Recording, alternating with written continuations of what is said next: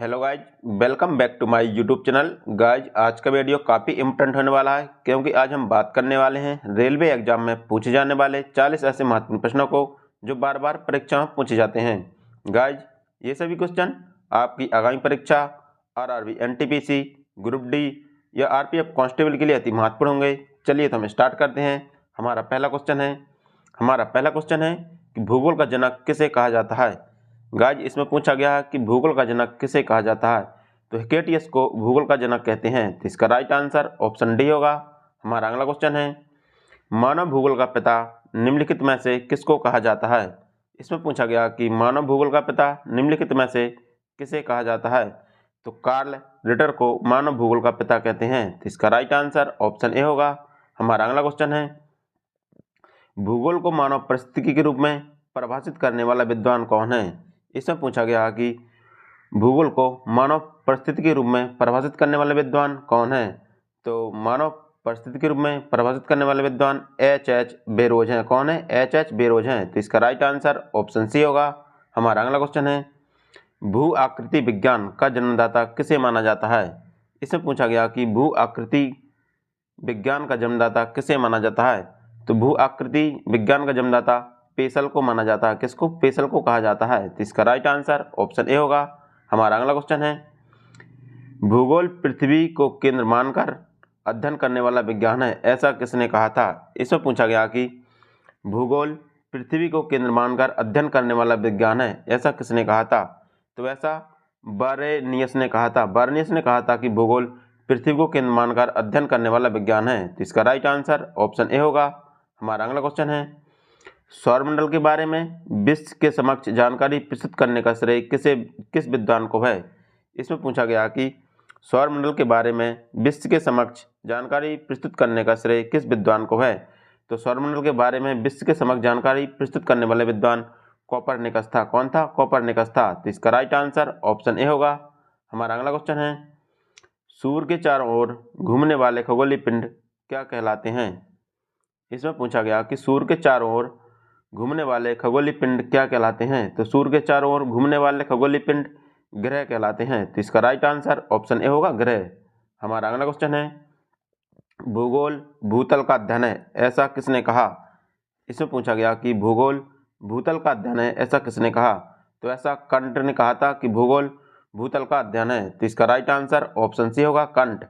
हमारा अगला क्वेश्चन है, सौरमंडल में कुल कितने ग्रह हैं। इसमें पूछा गया कि सौरमंडल में कुल कितने ग्रह हैं, तो सौरमंडल में कुल 8 ग्रह हैं। तो इसका राइट आंसर ऑप्शन डी होगा। साथियों, सौरमंडल में कुल 8 ग्रह हैं। ये ग्रह हैं बुध, शुक्र, पृथ्वी, मंगल, बृहस्पति, शनि, अरुण और वरुण। ये कुल 8 ग्रह हैं जो सौरमंडल में पाए जाते हैं। तो इसका राइट आंसर होगा ऑप्शन डी। हमारा अगला क्वेश्चन है, किसी ग्रह के चारों ओर परिक्रमा करने वाले छोटे आकाशीय पिंड को क्या कहते हैं। इसमें पूछा गया कि किसी ग्रह के चारों ओर परिक्रमा करने वाले छोटे आकाशीय पिंड को क्या कहते हैं, तो किसी ग्रह के चारों ओर परिक्रमा करने वाले छोटे आकाशीय पिंड को उपग्रह कहते हैं। तो इसका राइट आंसर ऑप्शन सी होगा। हमारा अगला क्वेश्चन है, ग्रहों की गति का नियम प्रतिपादित किसने किया। इसमें पूछा गया कि ग्रहों के गति का नियम का प्रतिपादन किसने किया था, तो ग्रहों के गति का ग्रहों के गति का नियम का प्रतिपादन केपलर के द्वारा किया गया था। तो इसका राइट आंसर ऑप्शन ए होगा। हमारा अगला क्वेश्चन है, नॉर्वे में अर्धरात्रि के समय सूर्य कब दिखाई देता है। इसमें पूछा गया कि नॉर्वे में अर्धरात्रि के समय सूर्य कब दिखाई देता है, तो नॉर्वे में अर्धरात्रि के समय सूर्य 21 जून को दिखाई देता है। तो इसका राइट आंसर ऑप्शन बी होगा। हमारा अगला क्वेश्चन है, सौरमंडल की खोज किसने की। सौरमंडल की खोज कोपरनिकस के द्वारा की गई थी। तो इसका राइट आंसर ऑप्शन ए होगा। हमारा अगला क्वेश्चन है, सौरमंडल का जन्मदाता किसे कहा जाता है। इसमें पूछा गया कि सौरमंडल का जन्मदाता किसे कहा जाता है, तो सूर्य को सौरमंडल का जन्मदाता कहते हैं। तो इसका राइट आंसर ऑप्शन डी होगा। हमारा अगला क्वेश्चन है, एक ग्रह की अपने कक्षा में सूर्य से अधिकतम दूरी को क्या कहा जाता है। इसमें पूछा गया है, एक ग्रह की अपने कक्षा में सूर्य से अधिकतम दूरी को क्या कहा जाता है, तो एक ग्रह की अपने कक्षा में सूर्य से अधिकतम दूरी को अपसौर कहते हैं। क्या कहते हैं? अपसौर कहते हैं। तो इसका राइट आंसर ऑप्शन बी होगा। हमारा अगला क्वेश्चन है, एक ग्रह की अपने कक्षा में सूर्य से न्यूनतम दूरी को क्या कहा जाता है? इसमें पूछा गया कि एक ग्रह की अपने कक्षा में सूर्य से न्यूनतम दूरी को क्या कहा जाता है? तो सूर्य से न्यूनतम दूरी को उपसौर कहते हैं। क्या कहते हैं? उपसौर कहते हैं। तो इसका राइट आंसर ऑप्शन ए होगा। हमारा अगला क्वेश्चन है, अंतरिक्ष में कुल कितने तारामंडल हैं? इसमें पूछा गया है कि अंतरिक्ष में कुल कितने तारामंडल हैं? तो अंतरिक्ष में कुल 89 तारामंडल हैं। कितने? 89 तारामंडल हैं। इसका राइट आंसर ऑप्शन डी होगा। हमारा अगला क्वेश्चन है, पार्थिव ग्रहों की संख्या कितनी है? इसमें पूछा गया कि पार्थिव ग्रहों की संख्या कितनी है? तो पार्थिव ग्रहों की संख्या कुल 4 है। कितनी है? 4 है। इसका राइट आंसर ऑप्शन सी होगा। पार्थिव ग्रह कौन कौन से हैं? साथियों, सौरमंडल में कुल 8 ग्रह हैं। कितने? 8 ग्रह हैं, जिनमें 4 ग्रह पार्थिव ग्रह हैं और 4 ग्रह आंतरिक ग्रह हैं। तो पार्थिव ग्रह हो गए जैसे बृहस्पति, शनि, अरुण और वरुण, ये सब पार्थिव ग्रह हैं। और आंतरिक ग्रह बुध, शुक्र, पृथ्वी और मंगल, ये सब आंतरिक ग्रह हो गए। इसमें 4 ग्रह पार्थिव ग्रह हैं और 4 ग्रह आंतरिक ग्रह हैं। हमारा अगला क्वेश्चन है, ब्रह्मांड में विस्फोटी तारा कहलाती है। तो ब्रह्मांड में विस्फोटी तारा किसे कहा जाता है? तो अभिनय तारा को ब्रह्मांड में विस्फोटी तारा कहा जाता है। तो इसका राइट आंसर ऑप्शन बी होगा। हमारा अगला क्वेश्चन है, निम्नलिखित में से कौन एक तारा है? इसमें पूछा गया कि निम्नलिखित में से कौन एक तारा है? तो सूर्य एक तारा है। तो इसका राइट आंसर ऑप्शन सी होगा। हमारा अगला क्वेश्चन है, सूर्य के सबसे दूर ग्रह कौन सा है? इसमें पूछा गया कि सूर्य के सबसे दूर ग्रह कौन सा है? तो सूर्य के सबसे दूर ग्रह वरुण है। कौन सा है? वरुण है। तो इसका राइट आंसर ऑप्शन सी होगा। हमारा अगला क्वेश्चन है, कौन सा ग्रह सूर्य के सबसे नजदीक है? तो बुध ग्रह सूर्य के सबसे नजदीक ग्रह है। कौन सा है? बुध ग्रह सूर्य के सबसे नजदीक ग्रह है। साथियों, सूर्य से दूरी के अनुसार ग्रहों का क्रम इस प्रकार है कि बुध, शुक्र, पृथ्वी, मंगल, बृहस्पति, शनि, अरुण और वरुण, जिसमें बुध सूर्य के सबसे नजदीक है। बुध है जो सूर्य के सबसे नजदीक है और वरुण है जो सूर्य के सबसे दूर स्थित ग्रह है। वरुण कौन सा है? सूर्य से सबसे दूर स्थित ग्रह है। हमारा अगला क्वेश्चन है, किस ग्रह में चंद्रमा की तरह कलाएं होती हैं? इसमें पूछा गया कि किस ग्रह में चंद्रमा की तरह कलाएं होती हैं? तो बुध ग्रह में चंद्रमा की तरह कलाएं होती हैं। तो इसका राइट आंसर ऑप्शन सी होगा।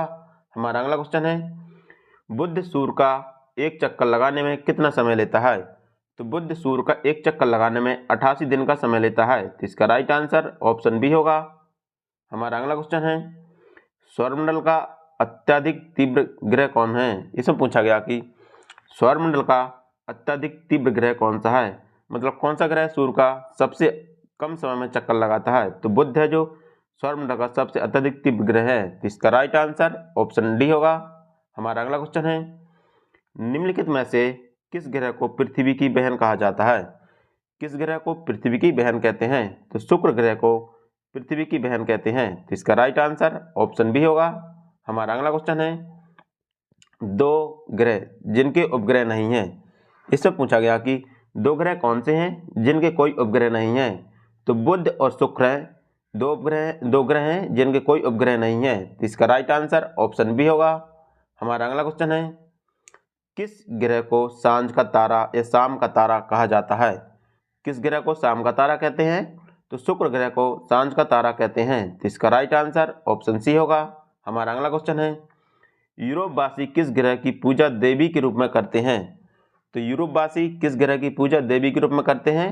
तो शुक्र ग्रह की पूजा यूरोपवासी देवी के रूप में करते हैं। तो इसका राइट आंसर ऑप्शन सी होगा।